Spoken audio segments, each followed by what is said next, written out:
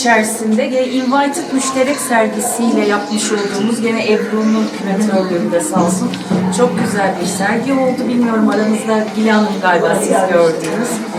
O da bu konuk sanatçı programı doğurdu aslında. Bizim Mardin'de bu serüvene başlayışımız bu şekilde oldu. Dolayısıyla böyle güzel bir sergiyi şu anda sizlerle beraber açıyor olmaktan mutluluk duyuyorum. Öncelikle ben herkese çok teşekkür ediyorum burada olduğunuz için. Biraz bu konuk sanatçı programından ve bu sergiden söz edeyim. Benim de görevim bu olsun. Sem'in söz ettiği gibi Mardin Bienalinde burada ben misafir küratördüm. Bienalde burada müşterek isimli bir sergi yaptık ve Exit sanatçıların bir alanı haline geldi o dakikadan itibaren ve burada bu 4 ismin dışında birçok değerli sanatçılarımız da var. Ferhan, Keser, Baver. Yani Exit aslında müştereğin ardından bir kolektif olarak gitgide büyüyerek Mardin'deki birçok sanatçıyı içine dahil ederek ve ait hissettirmeye başlayarak ilerliyor. İlham kaynaklarıyla ben bu serginin adı Maya. İlk böyle aklıma geldiğinde de çok da hoşuma gitti. Dedim tam da hani göstermek istediğim şey bu kelimenin altında toplanıyor. Merhaba. Merhabalar. Burası bu oda kolektif ürettiğimiz bir sürecin odası. Mardin'e beni davet ettiklerinde misafir olarak geldiğimde ben misafir olarak başka evlere ve atölyelere misafirliğe gittim. Birçok sanatçı arkadaşın atölyesini ziyaret ettim ve onları daha sonra da Exit Kolektif'e çağırdım. Uzun sohbetler ve uzun konuşmalar oldu. Ve aynı zamanda buraya başka sanatçıları ve küratörleri de davet ettim. Gümüş Özdeş'i davet ettim ve bir baskı atölyesi düzenledik. Ayrıca Polifonik bahçe sergisini yapan arkadaşım Eda Yiğit'i davet ettim. Kolektif düşünme ve üretme ve sergi oluşturma sürecini anlattı. Dolayısıyla böyle kalabalıklaşan bir ikili olduk biz. Mardin şehrini dolaştık uzun uzun ve Mardin şehrinden yola çıkarak aslında biraz rengi oradan seçerek daha sonrasında iki karşılıklı asılmış kumaş iş ürettik. Yani süreç içinde aslında biraz da birbirimizi tanımaya çalıştık. Yani ben zaten kentte yaşayan birisiyim ve işte yani eski Mardin küçük de bir yer. Yani sokakları zaten defalarca aslında geçtim, çizdim, işte malzeme aradım. Ama Fulya Hoca ile dolaşınca böyle hani artık aşina olduğum, hatta belki körleştiğim sokaklarda durup başka yerlere birlikte baktık. O da bence çok kıymetliydi. Yani hem bence bizim üretim pratiğimizi de etkiledi. Yani son işi de etkiledi bu durum. O karşı karşıya olma sürecini. Hem de bundan sonrası için de bence bize çok fazla şey kattı gibi düşünüyorum. Yani benim adıma benim gerçekten için de öyle oldu. Aslında biz birbirimize bakarken, birbirimize bakarak düşünürken birbirimizin gözünden de bakmayı denedik. Onun için ikimiz de çok şey öğrendik bu süreçten, yani birbirimizden. Evet, evet. Kumaşlarda da biraz aslında iki ayrı kumaş ama birebir aynı boyutlarda kumaşlar. Şeyi çok konuştuk süreç içinde. Yani işte bu bir aylık üretim sürecinde Fulya Hoca burada ama yani biz ne üreteceğiz, nasıl üreteceğiz? Biraz böyle bir kaygımız da aslında süreç içinde vardı. Sonra aslında kendimiz tanıma pratiği üzerinden biraz onu şekillendirdik. Yani iki kişi karşı karşı, birisi ovaya bakıyor ve kenti tanımaya çalışıyor. Birisi zaten buraya aşina ama karşı tarafın gözüyle onun baktığı yerlere tekrardan bakmaya başlıyor. Fulya Hoca'nın kumaş üzeri çalışmaları vardı. Belki oradan alıp tekrar şey yapabilirim. Evet, bir Kızıltepe ziyareti yaptık.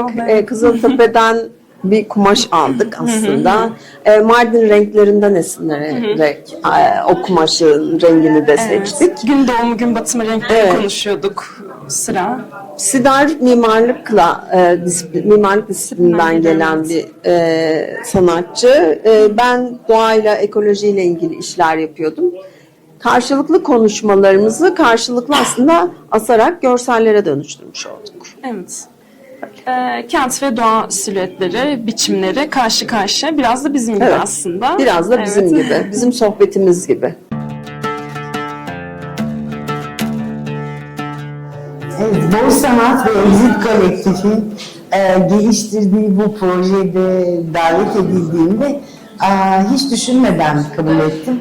Ama bu bir sergi daveti olsaydı herhalde 40 gün en az düşünürdüm. Çünkü benim sevdiğim şey bir arada bu çalışmaları gerçekleştirebilmek. Buna çok inanıyorum ve buna gerçekten ihtiyaç var. Bunu biliyorum. O nedenle koşa coşa geldim. Biz tamamen tesadüf olarak Rıdvan'la karşılaştık. Birlikte biz düştük. Bu da zamanlamaya bağlıydı. Yani hepimiz uygun olduğumuz zamanlarda, ben Nisan ve Mayıs ayı arasında bu bir ay buradaydım ve Rıdvan'la çalıştık. Ve tabii sadece Rıdvan'la değil, Mardin'deki birçok, bütün yani Exit'in kapsadığı sanatçılarla bir arada atölye ziyaretleri, sohbetler, çalışmalar yaptık. Karşılıklı zenginleştik. Öyle söyleyebilirim. Gerçekten karşılıklı zenginleştik. Bu bize Rıdvan'la çalışmamızda ise bambaşka bir yani Mardin bir coğrafya, evet, ama bir de sanatçımız Rıdvan'ın, Mardinli bir sanatçı olan Rıdvan'ın onun özel iç hayatına dair bir coğrafyanın içine seyahate başladık.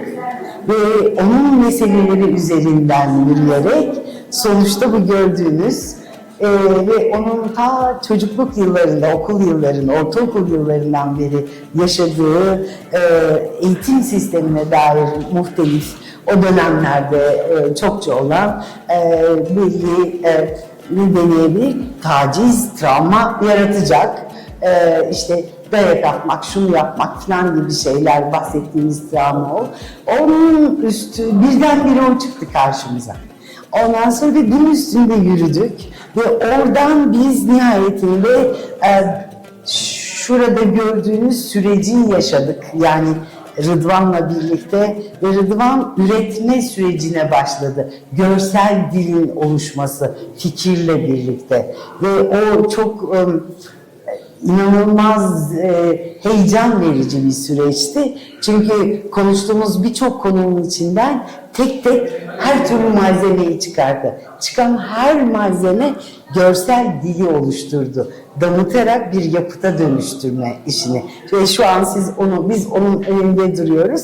Ve siz de burada sürecin örneklerini görüyorsunuz. Devamını da Rıdvan anlatsın. Yani Handan Hocam'ın da dediği gibi bir orta öğretim sürecinde yaşadığım bir travmadan yola çıkarak böyle bir üretimde bulundum. Burada aslında bir yara da var. Yani bahsettiğimiz olay, o travma aslında bir yara oluşturdu. Çünkü o çocukluk döneminde toplum içerisinde benim sessiz olma durumum, topluluk içerisinde konuşamama durumum üzerine müzik hocamın bana bir dayatmasıyla beraber oluştu aslında bu travma. Evet. Burada gördüğümüz eskizler ve çıktılar da aslında o travmayı anlatan materyaller. Ben aslında şöyle anlatacağım. Bir kazıma, az önce de bahsettim hocama. Evet. Bir arkeolog gibi bir kazı süreci yaşadık aslında. Yani burada bulunan işte o kıymıklar, toz halleri, kalemlerin parça halleri tamamen o arkeolojik kazının bir parçası. Kendi travmasının arkeolojisini yapınca kuş gibi hafifledi. Yani evet, bir iyileşme süresiydi de aynı zamanda bu. Tabii ki Kavafis'i unuttuk ama unutmadık, orada duruyor. evet, yani Kavafis bu çalışmada da bize yol arkadaşı etti. oldu. Ben bu kadar söyleyebilirim. Çünkü Kavafis neden bize yol arkadaşı oldu? Kavafis bir şair ama kendine yazdığı notlar ve metinler olan ölümünden yüz yıl sonra basılan bir kitaptı. Türkçe'ye de çevrildiği için çok iyi. Sanat her zaman yalan söylemez mi? Başlıklı bir kitap. Ve bu kitapta yani hayatın bir sanatçının seçimleri üstüne konuşuyor. Yani diyor ki esasen sanat, ben geldiğince gelen bir hanımefendi değilim diyor. Çok güzel bir laf. Sen diyor sefil hain. Kaba bir ses söylüyor sanat yani. Ben bir hanımefendiyim diyor. Sen diyor hazır ol, benim geldiğime hazır olmak için daim eşikte bekle diyor. Harika bir şey. Biz sanatçılar için de bu geçerli. Daim eşikte olup o eşikten evrene bakmamız gerekiyor ki biz daim o sanatın çocuğu olma halinden hiç kurtulmayalım. Hep devam edelim yani. Hep orada kalalım.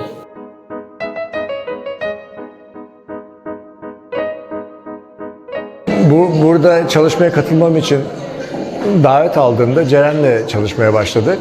Buranın su çeşmeleri ve su yolları üstünde bir çalışma yapmaya karar verdik. Bu mekanı seçtik. Bu mekanı seçmemizin amacı buranın aynı zamanda su kuyusunun içinde bulunduğu mekanda ve suyla ilgili bu mekanı yapmaya çalıştık ve bütün Mardin'in su yollarını, yani yeraltı su yollarını ve çeşmelerinin üstüne bir çalışma yaptık.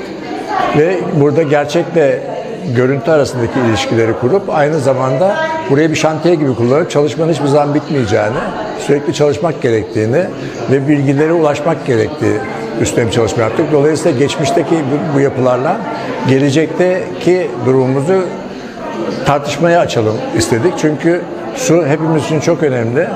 Bunu nasıl ileride sürdürülebileceğini ve ona nasıl ulaşabileceğimizi de söz konusu etmemiz gerekiyor.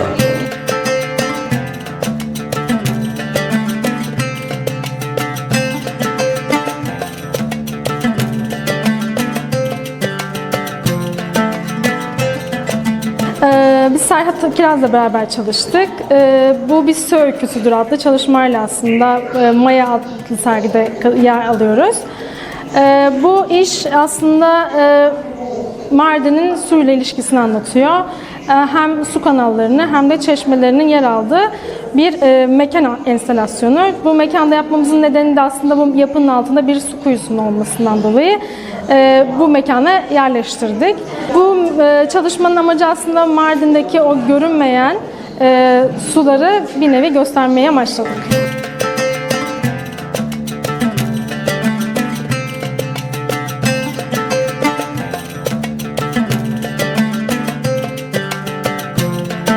Geçen yıl Eylül ayının sonuna doğru bir çağrı aldım.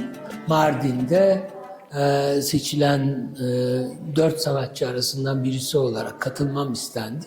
Ve Mardin'de bir genç sanatçı ile birlikte bir ay süreç boyunca birlikte bir iş üretmek üzerineydi bu.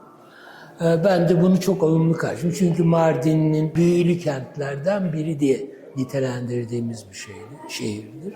Dolayısıyla bunu çok kıymetli buldum. Artı çeşitli yüksekokul, üniversite ve meslek liselerinde söyleşi yapma olanağı, biraz hocalık geçmişimden de dolayı onu çok önemli buluyorum. Çünkü buradaki insanların bu tür bilgiye olan açlıklarını kabaca bilirim. Dolayısıyla böyle bir şeye katılmak benim için çok önemliydi. Buraya geldim. Geldiğimde öncelikli olarak Mehmet'le tanıştık. Tabii Mehmet buralı bir sanatçı. Daha evvel Anadolu'daki üniversitelerden birinde okumuş. Belli bir resim bilgisi var. Ben de resim okuyan birisiyim ama daha sonraki yaşımda bir nevi tuval resmini terk edip nesnelerle biraz kavramsal sanat içerisinde yer alan bir sanatçıyım. Dolayısıyla Mehmet'in yaptığı işler oldukça, hatta anlayış olarak taban tabana zıt diyebileceğimiz bir durumdaydı. O tepkici sanatın bir uzantısı olan, yani ekspresyonist anlatımcı sanatın bir alanında yer alan bir sanatçıydı. Ben de hani kavramsal sanat bu anlamda bütünüyle her türlü anlatımı, hikayeyi reddeden bir içerikten gelen yapısı vardır. Dolayısıyla burada bir uzlaşan bir durumda işi götürmemiz gerekiyor. Onunla birlikte kent içinde dolandık ve bir hani ben ağırlıklı olarak son 10-15-20 yıldır kitap üstünden iş yaparım. Kitap üstünden derken kitabın bir nevi yayın evi tarafından üretilmiş bir araç olan kitabın ve onu ancak okuyarak bilgi edindiğiniz bir şey, ama bir visual dediğimiz, yani resim ve heykelin alanı içerisine çekmeye gayret ettim ve kitap konusunda böyle bir hayli son zamanlarda yaptığım işler bunun üzerinden kaynaklanır. Dolayısıyla ben hani burada herhangi bir hikaye anlatmaktan çok o kitabın benim açımdan hani kapağı, yan kağıtları, marjin boşlukları, tipografisi, bütün bunlar benim onu seçmemde en önemli faktördür. Dolayısıyla burada sahaflardan bir tanesi olan Kebikeç Kitabevi'nde hani bir kitap gördüm. Evet, işte bu dedim ve dolayısıyla o kitabı aldıktan sonra neydi? Ben onu iyice bütün ciltlerinden ayırıp temiz formalar haline dönüştürdüm ve o dönüştürdükten sayfaya yaydıktan sonra Mehmet bir ressam olarak bir nevi hani bu kitabı al, hani illüstrasyonunu sen yap, yani hep bu kitabın içinde olan bir şeydir metin ve o metne uygun olarak onu resimlemek. Ama bizim yaptığımız o bildiğimiz resimleme olayının dışında bir durum var. Mehmet kendi resim dilini metnin içerisine ve her tarafını kullanıyor. Bazen baş aşağı, bazen kenardan girerek pek alışık olmadığımız ya da kitaplarda pek görünmeyen bu illüstrasyon dilini bir başka biçimde kullandı. Benim için de kıymetli olan tarafı odur. Ve biz o kitabı Mehmet'in bu çizimleriyle de onu bir anlamda plastik sanatlar alanının içine getirmiş. Beni mutlu eden tarafı budur. Ahmet Hoca aslında tüm süreci anlattı. Sadece ben de kendi o süreçte, o dönemde ne hissettiklerimi anlatmak isterim. Yani böyle büyük bir sanatçıyla çalışmak gerçekten çok güzel, keyifli ve Ahmet Hoca'yla ilk karşılaştığımızda hani iki farklı karakter olduğumuzu düşündüm ki o da aynı şekilde bunu söylüyordu zaten. İlk başta birbirimizi tanıma süreci ilk hafta öyle geçti. Sonra işte ne üzerine çalışabiliriz? Hani ortak bir iş nasıl üretebiliriz? Çünkü ben tuval üzerine yağlı boya çalışıyordum genel olarak. Ahmet Hoca ise işte kitap üzerine hani daha çok enstalasyon çalışmaları yaptığını gördüm hani dosyasını incelerken. Sonra öyle bir fikir çıktı işte, öyle bir çalışma çıktı. Bir sahafta bakınırken o kitap dikkatimizi çekmişti. Eski bir kitaptı. Bu kitabı sanat yapıtına nasıl dönüştürebiliriz diye konuştuk ve ortaya böyle bir iş çıktı. Ve o dönem benim için gerçekten kıymetli bir şeydi. Çünkü o dönemden sonra bir atölyem oldu mesela. Bir atölye açtım. Ahmet Hoca ile karşılaştıktan sonra sanat bakışım biraz daha değişti. Yani çalışmalar üzerine konuşurken, işte yaptığımız işlerin üzerine konuşurken yaptığı eleştiriler, yaptığı yorumlar biraz sanat bakışımı değiştirdi açıkçası. Ondan sonra işlerim de biraz değişti. Yani bu sefer geldiğinde her görüştüğümüzde, her konuştuğumuzda farklı bir şey üzerine konuşurduk. Yaptığımız çalışmalar üzerine konuşurduk. Ve her görüştüğümüzde gerçekten böyle, evet bu böyle de olabilirdi diyordum ve bakış açım yine değişiyordu. Çünkü sanat gerçekten çok açık bir şey ve herkes farklı bakabiliyor olaya. Herkes farklı bir bağ kurabiliyor olaya. Ben ilk başta bu çalışmaya başladığımda açıkçası içimden böyle bir şey vardı, bir tereddüt vardı, bir tedirginlik vardı. Acaba hani bir bağ kurabilir miyim bu çalışmayla? Çünkü daha önce hiç tuvalden çıkmamıştım ve hep tuval üzerine çalışmalar üretiyordum. Ama bunu yaptıktan sonra, yaparken o süreç ve bittikten sonra ve hatta geçen gün gelip bunu astıktan sonra bile böyle bir gerçekten çalışmadan etkilendim. Hatta Ahmet Hoca'yla da yine tekrar konuştum. Acaba tekrar yine böyle bir iş yapar mıyız? Hani gerçekten etkilendim ve böyle güzel bir süreç oldu.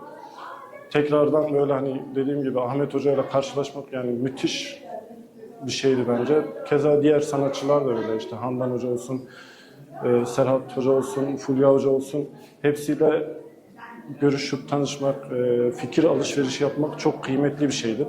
Yani sadece kendi dönemimde değil, diğer dönemlerde de sürekli beraberdik. Yani Bor Sanat'tan birileri geldiğinde yine görüşürdük. yine neler yapabiliriz, nasıl projeler yapabiliriz üzerine konuşuyorduk. Ve hepsi çok ayrı ayrı güzel süreçlerdi. Böyle işte.